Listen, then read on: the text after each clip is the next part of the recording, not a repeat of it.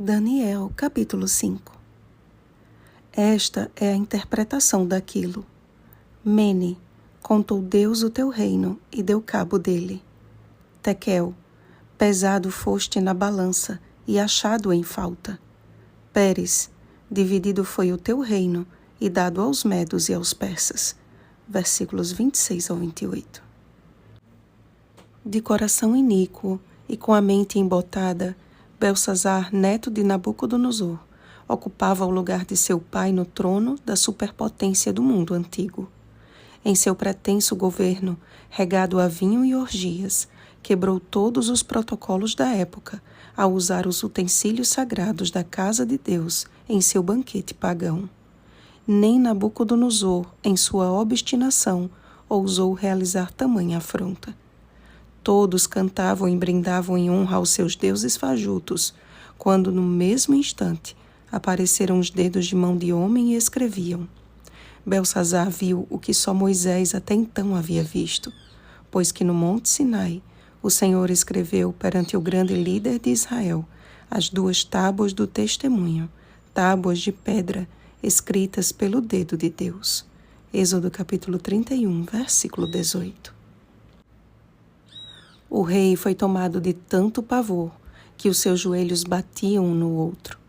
Em tom de urgência, Belsazar mandou chamar os encantadores, os caldeus e os feiticeiros, que, destituídos da sabedoria e entendimento do alto, não puderam ler a escritura, nem fazer saber ao rei a sua interpretação. As suas imagens de escultura, sobre as quais o Senhor, também com o seu próprio dedo havia escrito, não as adorarás, nem lhes darás culto, Êxodo capítulo 20, versículo 5, mostraram a sua inutilidade, pois que não veem, não ouvem, nem sabem coisa alguma. Contudo, havia em Babilônia alguém em quem se achavam espírito excelente, conhecimento e inteligência, interpretação de sonhos, declaração de enigmas e solução de casos difíceis. Então, Daniel foi introduzido à presença do rei para novamente provar naquela corte pagã que só o Senhor é Deus. Apesar de ter sido ricamente assistido por Nabucodonosor com presentes e cargos privilegiados, Daniel recusou as honrarias vindas da parte de Belsazar, pois sabia que o Senhor o havia rejeitado. Diferente de Nabucodonosor, Belsazar conservou a soberba e a arrogância de seu coração, mesmo sendo conhecedor de tudo o que se havia passado com seu antepassado.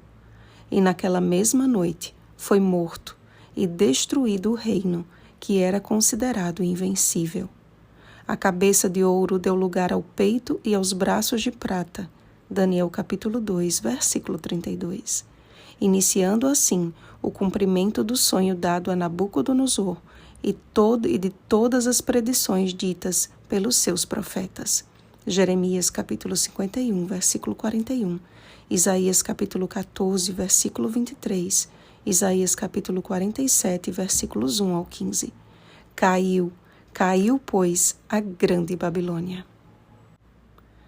Diante do cenário profético atual, Babilônia ocupa uma posição simbólica para designar o reino de trevas e de engano que tem seduzido o mundo. E diante dos fatos que se noticiam, cada vez mais revestidos de terror e de estupefação, as palavras escritas por Ellen White há mais de 100 anos assemelham-se às palavras de um jornal de hoje. O tempo presente é de dominante interesse para todo o vivente. Governadores e estadistas, homens e mulheres pensantes de todas as classes, têm fixa a sua atenção nos fatos que se desenrolam em redor de nós. Acham-se a observar as relações tensas e inquietas que existem entre as nações. Observam a intensidade que está tomando posse de todo o elemento terrestre e reconhecem que algo de grande e decisivo está para ocorrer, ou seja, que o mundo se encontra à beira de uma crise estupenda. Profetas e Reis, página 274. À semelhança de Belsazar, estamos prestes a ver o cumprimento final da segunda voz angélica. Caiu a grande Babilônia, que tem dado a beber a todas as nações do vinho da fúria da sua prostituição. Apocalipse capítulo 14, versículo 8.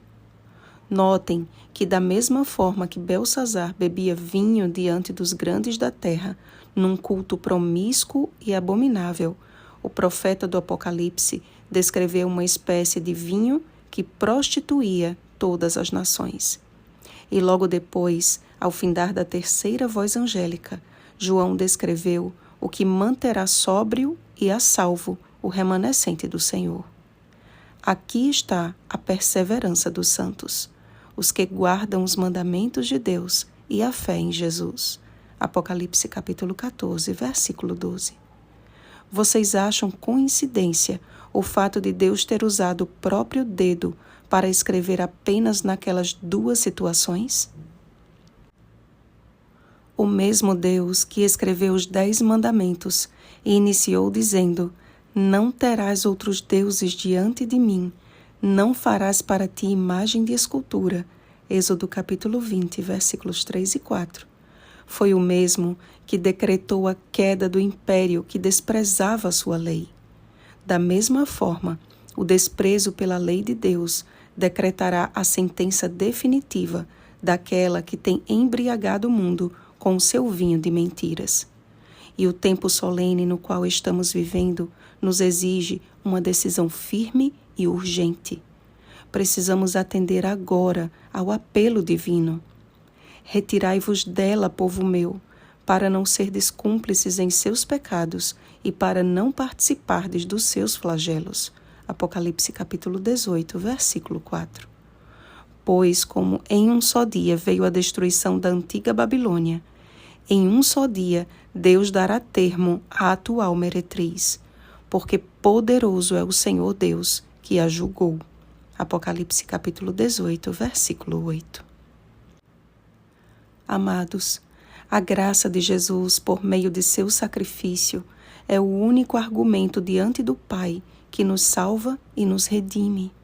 Mas a mesma graça também nos lembra do porquê o Filho de Deus teve que descer até nós para cumprir o que a seu respeito estava escrito. Ele foi traspassado pelas nossas transgressões e moído pelas nossas iniquidades. Isaías capítulo 53, versículo 5. E o que é a iniquidade ou pecado? O apóstolo João também nos responde. O pecado é a transgressão da lei. 1 João capítulo 3, versículo 4. Portanto, todo aquele que aceita a graça maravilhosa e suficiente de Cristo Jesus é conduzido pelo Espírito Santo a andar como ele andou. 1 Pedro capítulo 2, versículo 21. E serão estes que, como Daniel, recusarão os presentes corruptíveis de Babilônia e aguardarão o sublime e eterno presente. Sê fiel até a morte e dar-te-ei a coroa da vida. Apocalipse capítulo 2, versículo 10. Oremos, amados. Nosso Pai amado, como caiu a antiga Babilônia, cremos que o Senhor também fará cair a última Babilônia. Queremos estar seguros em Ti, Senhor, pois Tu és o nosso refúgio. Escreve a Tua lei nas tábuas do nosso coração. Não queremos almejar mais nada desta terra, a não ser o sublime privilégio de andar contigo, aguardando e apressando a nossa bendita redenção. Nós te amamos, Senhor. Volta logo. Em nome de Jesus. Amém. Vigiemos e oremos. Um bom dia da preparação, santos dos últimos dias. Oremos pelo batismo do Espírito Santo. Oremos uns pelos outros. Rosana Garcia Barros.